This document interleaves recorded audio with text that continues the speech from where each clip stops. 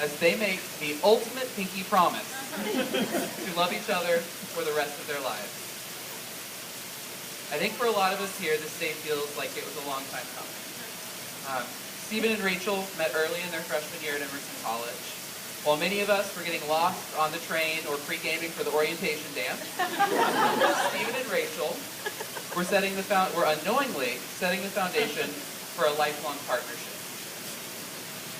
Their first attempted date was a picnic on the Boston Common, accidentally shared with half of the wellness floor and Mike Amato's entire family. I like to view this as foreshadowing for their ability to bring people together and for the strong friendships that they have built and will continue to build as a couple.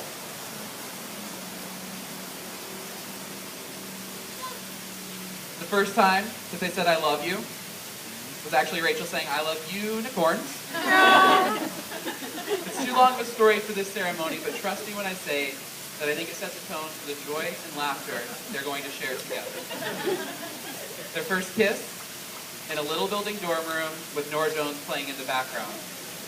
I don't really have anything to relate it to, but I thought it was a cute story, so I wanted to share it. And now we are here today for the first promise. The promise of a lifetime of commitment, dedication, and love. Today is the day they're going to say "I do." Usually, this is the part of the ceremony where the officiants would say something very deep and very meaningful about love. Luckily for me, Abigail Vega is going to do that for me. So Abigail, if you would come up. And please be very deep and very meaningful. Okay, I'm going to read a poem, not my words. Sonnet 17 by Pablo Neruda. I do not love you as if you were salt rose or topaz or the arrow of carnations the fire shoots off. I love you as certain dark things are to be loved, secretly, between the shadows and the soul. I love you as the plant that never blooms but carries in itself the light of hidden flowers, and thanks to your love, a certain solid fragrance risen from the earth lives darkly in my body. I love you without knowing how, or when, or from where. I love you straightforwardly, without problems or pride. So I love you because I know no other way than this, where I do not exist, nor you, so close that your hand on my chest is my hand, so close that your eyes close as I fall asleep. Thank you, Abigail. So at this time, Rachel and Stephen have written their own vows to each other. So they're going to share those with each other and with all of us.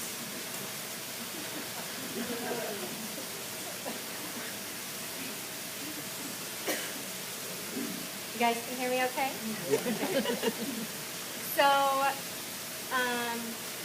think I made a pretty decent entrance, but I remember the first time.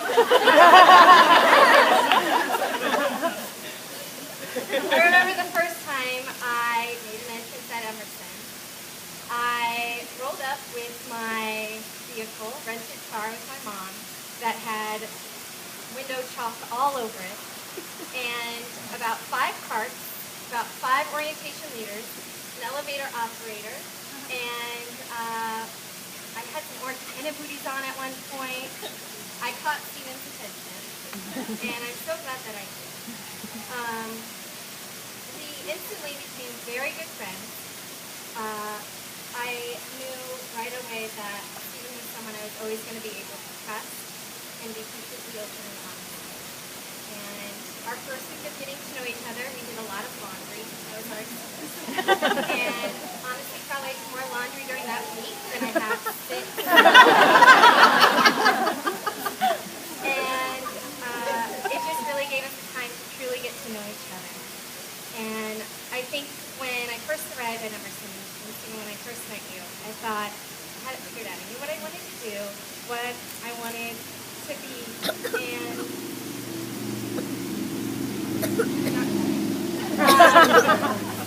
but you helped me see that and more. You wanted to travel, and in our first year together, we went to Canada. We went to New York, and I don't think I would have been able to go to the castle if it wasn't for you telling me you can make this work. So this is who I've gotten to travel the world. You push me to try new things. I used to be afraid to eat eggs at restaurants. This morning I had eggs delivered from a restaurant to my room. So you're pushing me to try new things. I also eat sushi and Thai and Ethiopian. So I don't know who I'm becoming, but I think it's a better version of myself. And you motivate me. I remember telling you I want to run a 5K, and nothing was happening. I wasn't running a 5K, and then Stephen made me sign up at the gym, and he ran with me, and during the race, he kept up my pace the whole time, even though he traveled with me. And this time, going a little faster, beyond a run, walk, and so you've motivated me. And what I'm trying to get at is, when I'm around you, I am just incredibly inspired, and you have this energy, this work ethic, we all know it, this sense of drive, and it makes me inspired to do like that. I look at you and I think, I want to be like that, I want to do like that, I want to be more, do more. And so my promise to you is to try and inspire you the way you've done me every day. I promise to make you laugh, smile, to hold your hand, to look you in the eye when you're talking to me. I'm not always the best listener. I promise to be a better listener. That's not in here. Now it is! I promise to bug you in bed and ask you to snuggle with me because I love the comfort and security you provide. But I promise to leave your pillow alone when you need it. I promise to be your best friend, always be honest, and to take care of you the way you've taken care of me.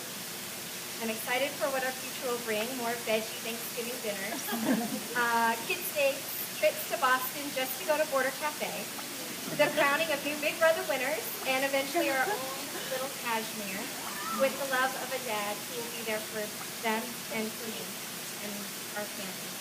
So saying yes to marrying you was the best decision and best choice of my life. Thank you for choosing me to be your partner, your lover, and friend forever.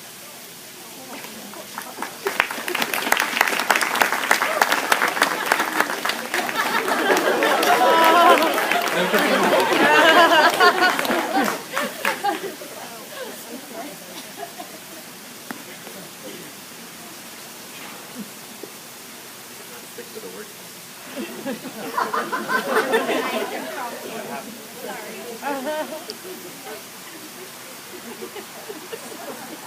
2,219 days ago, I went on a date to the Boston Garden.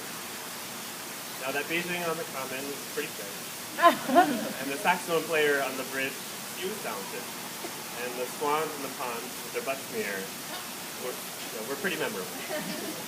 But my life was forever changed by the woman I was sitting with that day in Boston.